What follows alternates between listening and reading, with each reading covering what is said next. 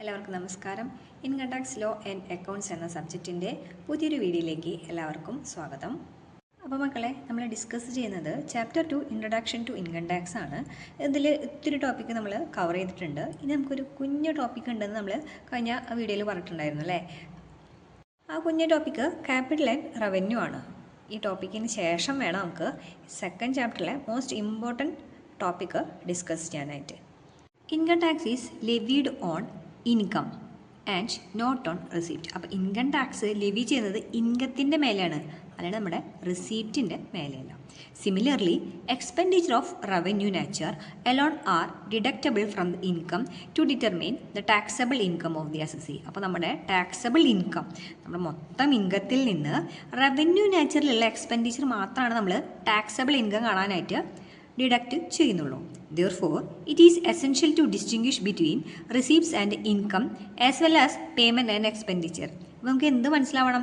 എന്താണ് റിസീപ്റ്റ്, എന്താണ് ഇൻകം, എന്താണ് പേയ്മെൻറ്റ്, എന്താണ് എക്സ്പെൻഡിച്ചർ എന്നുള്ള കാര്യം വ്യക്തമായി അറിഞ്ഞാലേ നമുക്ക് ടോട്ടൽ ഇൻകത്തിൽ നിന്ന് റവന്യൂ നാച്ചുറൽ എക്സ്പെൻഡിച്ചർ മാത്രം മൈനസ് ചെയ്തിട്ട് നമ്മുടെ ടാക്സബിൾ ഇൻകം കണ്ടുപിടിക്കാനായിട്ട് സാധിക്കുള്ളൂ. Receipt may be of 2 types, capital receipts and revenue receipt. അപ്പോൾ റിസീപ്റ്റ് എന്ന് പറഞ്ഞാൽ 2 തരത്തിലുണ്ട്, ക്യാപിറ്റൽ റിസീപ്റ്റ് ഉണ്ട്, റവന്യൂ റിസീപ്റ്റ് ഉണ്ട്. Similarly expenditure may be capital expenditure and revenue expenditure. അതുപോലെ തന്നെ എക്സ്പെൻഡിച്ചറും 2 തരത്തിലുണ്ട്. എന്തൊക്കെയാണ്? ക്യാപിറ്റൽ എക്സ്പെൻഡിച്ചറും റവന്യൂ എക്സ്പെൻഡിച്ചറും. It is not possible to include a particular item under the capital or revenue because an item may be of capital nature to one but the same may be revenue nature to another one. അതായത് ഇന്ന സാധനം ക്യാപിറ്റലാണ്, ഇന്ന സാധനം revenue ആണെന്ന് നമുക്ക് fixed ആയിട്ട് പറയാൻ പറ്റില്ല. കാരണം എന്താ? ഒരാൾക്ക് ക്യാപിറ്റൽ എന്നുള്ളത് മറ്റൊരാൾക്ക് റവന്യൂ ആയിരിക്കാം. ഓക്കെ, എക്സാമ്പിൾ പറയുന്നുണ്ട്. Expenditure four purchasing A car is a capital expenditure in normal case. Normal കേസിൽ നമ്മളൊരു ക്യാപിറ്റൽ എക്സ്പെൻഡിച്ചർ ആയിട്ടാണ് ഒരു കാറ് വാങ്ങുന്നതിനെ ട്രീറ്റ് ചെയ്യുന്നത്.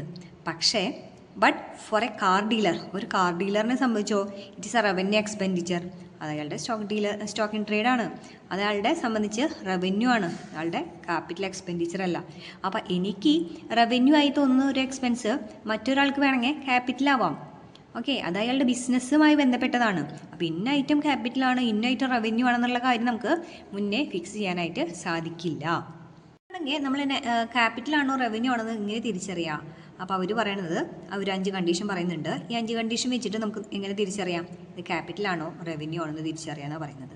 അപ്പോൾ അതിൽ ഫസ്റ്റ് വൺ പറയുന്നത് അതിൻ്റെ നാച്ചർ ഓഫ് റിസീപ്റ്റ് ആണ്. If a receipt is related to fixed asset it is capital receipt.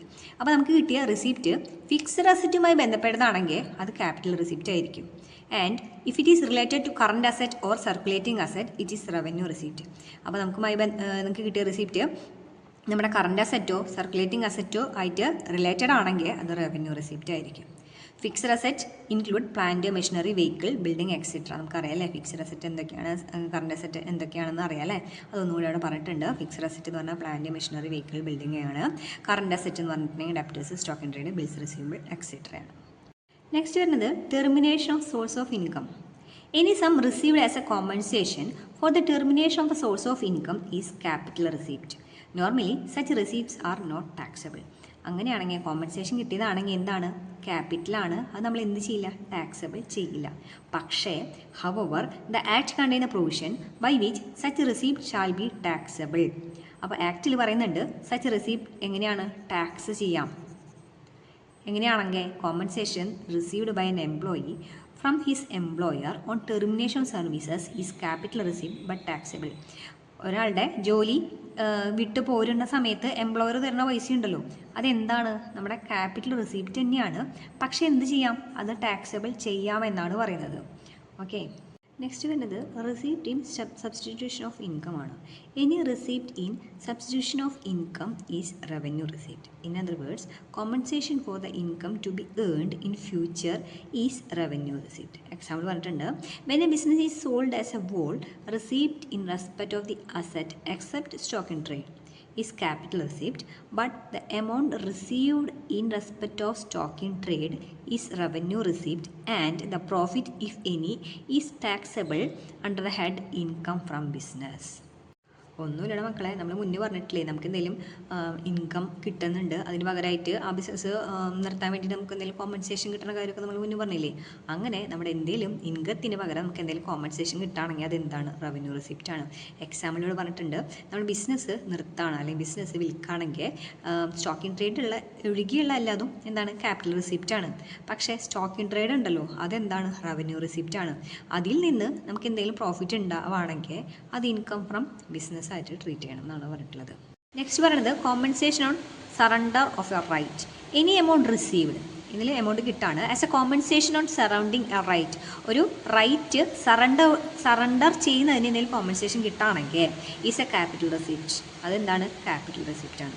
വേറാസ് any amount receive for a loss of a future income, ഭാവിയിൽ ഉണ്ടാവുന്ന ഫ്യൂച്ചർ ഇൻകത്തിന് എന്തെങ്കിലും ലോസ് വരാണ്, അതിനെന്തെങ്കിലും കിട്ടുകയാണെങ്കിൽ അതെന്താണ്? റവന്യൂ റെസിപ്റ്റ് ആണ്. എക്സാമ്പിൾ പറഞ്ഞിട്ടുണ്ട്, when an author gives up his copyright and received compensation it is capital receipt. അപ്പോൾ ഒരു ഓതർ ആൾ റൈറ്റ് കൊടുക്കുമ്പോൾ എന്താണ്? ക്യാപിറ്റൽ റെസിപ്റ്റ് ആണ്.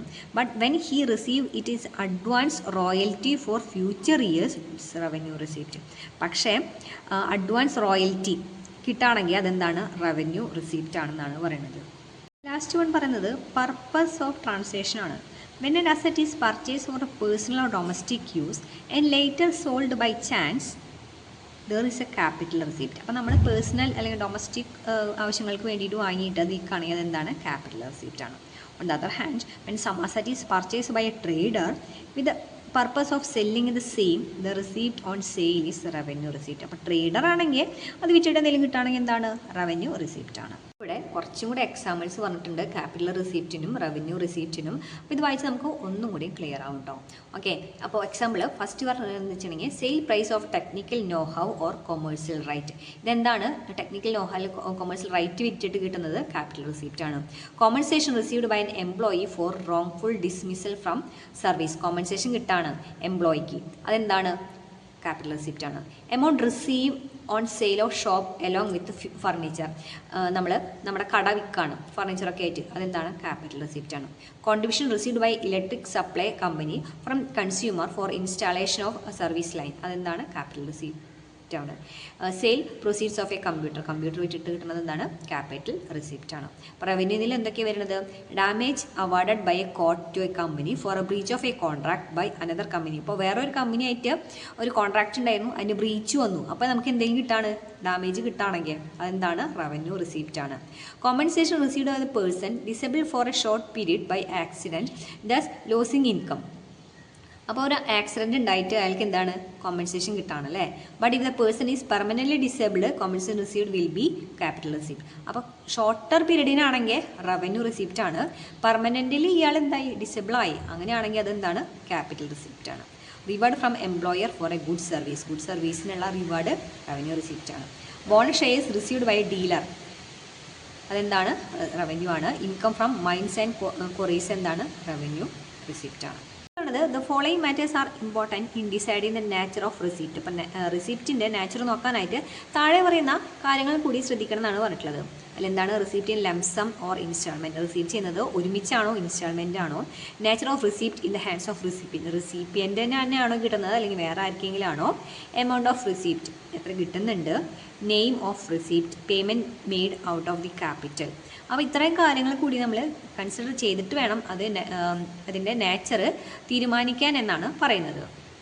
ഇത് കേസ് ലോസൊക്കെ വെച്ചിട്ടാണ് പറയുന്നത്. ജസ്റ്റ് വായിച്ച് മനസ്സിലാക്കി വയ്ക്കുക കേട്ടോ. ഇനി റവന്യൂ ലോസ് ആൻഡ് ക്യാപിറ്റൽ ലോസസിനെ കുറിച്ചിട്ടാണ് പറയുന്നത്.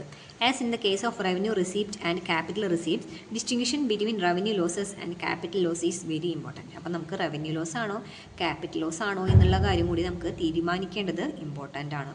Capital losses and gains are dealt with under the head capital gains. അപ്പോൾ ക്യാപിറ്റൽ ലോസും ഗെയിൻസും എവിടെയാണ്? നമ്മൾ ക്യാപിറ്റൽ ഗെയിൻ എന്ന ഹെഡിലാണ് കൊടുക്കേണ്ടത്. വെറാസ് revenue losses are treated as business losses and treated under heads PGBP. അപ്പോൾ റവന്യൂ ലോസ് ആണെങ്കിൽ നമ്മൾ PGP ഹെഡിലാണ് കൊടുക്കുക. Moreover capital loss can be set off against capital gains only. അപ്പോൾ ക്യാപിറ്റൽ ലോസ് ഉണ്ടെന്ന് വെച്ചിട്ടുണ്ടെങ്കിൽ അത് ക്യാപിറ്റൽ ഗെയിനിൻ്റെ എതിരാണ് നമ്മൾ സെറ്റ് ഓഫ് ചെയ്യുക. അപ്പോൾ സെറ്റ് ഓഫ് ചെയ്യേണ്ട കാര്യങ്ങളൊക്കെ നിങ്ങൾക്ക് ഇപ്പോൾ മനസ്സിലാവില്ല, കുറച്ച് അങ്ങോട്ട് കഴിയുമ്പോൾ ടോട്ടൽ ഇൻകൊക്കെ പഠിച്ചു വരുമ്പോഴാണ് മനസ്സിലാവാം. ജസ്റ്റ് ഒന്ന് മനസ്സിലാക്കി വയ്ക്കാം. Whereas revenue loss can be set off against any other income subject to conditions. Okay, ഇനി ഇതിൽ കുറച്ചധികം കാര്യങ്ങൾ കോർട്ട് ഡിസിഷൻസ് അനുസരിച്ച് ഡിസ്റ്റിങ്വിഷ് ചെയ്യാൻ, capital loss, revenue loss distinguish ചെയ്യാൻ കുറച്ചധികം കാര്യങ്ങൾ പറയുന്നുണ്ട്. ജസ്റ്റ് ഒന്ന് വായിച്ച് മനസ്സിലാക്കി വയ്ക്കുക കേട്ടോ. ഇപ്പം ഇത്രയാണ് നമുക്ക് ക്യാപിറ്റൽ ആൻഡ് റവന്യൂവിനെ കുറിച്ചിട്ട് സംസാരിക്കാനുള്ളത്. അടുത്ത ക്ലാസ്സിൽ ഇമ്പോർട്ടൻ്റ് ആയ ആ ഒരു ടോപ്പിക്ക് നമുക്ക് ഡിസ്കസ് ചെയ്യാം. എല്ലാവരും നല്ല കുട്ടികളായിട്ട് പഠിക്കാം. എന്തെങ്കിലും ഡൗട്ടൊക്കെ ഉണ്ടെങ്കിൽ കമൻറ്റിൽ ചോദിക്കാം. Thank you.